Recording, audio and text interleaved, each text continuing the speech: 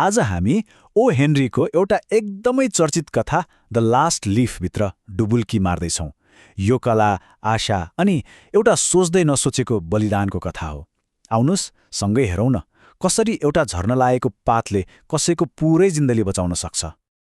हो, कथाको मुख्य रहस्य नै यही हो। एउटा आइभीको लहराको अन्तिम पात किन झर्दैन?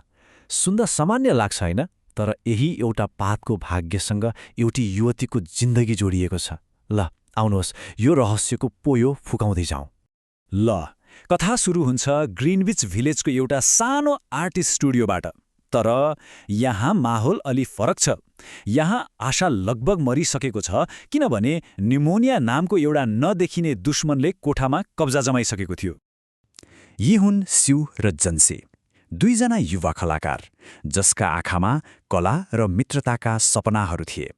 तर नोभेम्बरको त्यो चिसोले सबै सपनामा तुषारो पारिदियो। जन्सीलाई निमोनियाले समात्यो र अब उनी ओछ्यानमा छिन्, एउटा छाया जस्तै जसको आँखा झ्याल बाहिरको त्यो इँटाको भित्तामा मात्रै टोलाइरहेको छ। डाक्टरले त लगभग हात उठाइसकेका थिए। उनले स्युलाई सिधै भने, हेर्नुस्, जन्सीले बाँच्ने इच्छा नै गुमाइसकेकी छिन्। कुरा के थियो भने यो रोग शरीरको मात्रै थिएन, यो त मनको रोग थियो। अनि जब मनले नै हार मान्छ, औषधिले पनि के नै काम गर्छ र, होइन? अब जन्सीको निराशाले एउटा अर्कै डरलाग्दो मोड लिन्छ। उनको सारा ध्यान झ्याल बाहिरको त्यो पुरानो आइभीको लहरामा गएर अड्किन्छ र कथाको पुरै तनाव हो यही लहरामा आएर केन्द्रित हुन्छ। स्यु बेचारी जन्सीको ध्यान अन्तै मोड्न कति कोसिस गर्छिन्, तर जन्सीको कानमा केही परिरहेको छैन। उसको आँखा झ्याल बाहिरै छ र उनी एकदमै सुस्त आवाजमा गन्दैछिन्। 12, 11, 10।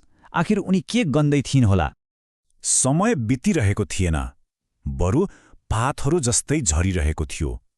सोच्नुस् त, केही दिन अघि मात्रै त्यहाँ 100औं पात थिए, तर अब औँलामै गन्न सकिने मात्र बाँकी छन्। अनि हरेक पात झर्दा जन्सीको आशाको दियो पनि झन्झन निप्दै गइरहेको थियो। अनि त्यही बेला जन्सीले आफ्नो मनभित्रको त्यो डरलाग्दो विश्वास बाहिर निकाल्छिन्। उनले आफ्नो जीवनलाई त्यो आइभीको लहरामा रहेको अन्तिम पातसँग जोडेकी थिइन्। उनको विश्वासमा जब त्यो अन्तिम पात झर्छ, उनी पनि मर्नेछिन्। स्यु र जेन्सी निराशासँग लडिरहेका बेला त्यही बिल्डिङको सबैभन्दा तल्लो तलामा एकजना बुढा चित्रकार बस्थे। उनको पनि एउटा आफ्नै अधुरो सपना थियो। हो, अब कथामा उनको एन्ट्री हुन्छ। उनको नाम थियो बहरमन, 60 वर्षका अलि झोक्के स्वभावका चित्रकार। उनको जिन्दगीभरिको एउटै सपना थियो, एउटा मास्टरपिस बनाउने, एउटा उत्कृष्ट कृति। तर वर्षौं बितिसके, उनको त्यो क्यानभास अझै खालीको खाली नै थियो। यो मास्टरपिस भन्ने कुरा बुझ्नु जरुरी छ है। यो बहरम्यानको लागि वेरौं एउटा चित्र मात्र थिएन, यो त उनको जीवनको भनौँ न उद्देश्य नै थियो। अनि अब त्यो रात आउँछ जसले सबै कुराको फैसला गर्नेछ। बाहिर भयानक आँधी बेहेरी चल्न थाल्छ र सबैको नजर हो त्यही एउटा अन्तिम कमजोर पातमा गएर अड्किन्छ। सोच्नुहोस् त, रातभरि मुसलधारे पानी, चिसो बतास, हिउँ के चल्यो। अब त त्यो पात पक्कै झर्यो होला। सबैले यही सोचे। स्यु र जन्सीको लागि त्यो रात सायद उनीहरूको जिन्दगीकै सबैभन्दा लामो रात बन्यो। बिहान भयो, जन्सीले जिद्दी गर्न थालिन्, पर्दा खोला। स्यु डराए हिचकिचाउँदै पर्दा हटाउँछिन् र त्यहाँ उनीहरूले जे देखे त्यो अविश्वसनीय थियो। रातभरको आँधी बेहेरी र चिसो सहेर पनि त्यो अन्तिम आइभीको पात अझै पनि भित्तामा टाँसिएकै थियो। तर त्यो पात कसरी टिक्यो? के यो कुनै चमत्कार थियो कि यसको पछाडि कुनै गहिरो रहस्य लुकेको छ?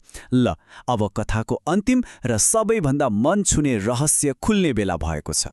त्यो सानो पातको हिम्मत देखेर झन्सीभित्र ठूलो परिवर्तन आउँछ। उनलाई पहिलो पटक महसुस हुन्छ, होइन, मर्न चाहनु त पाप रहेछ।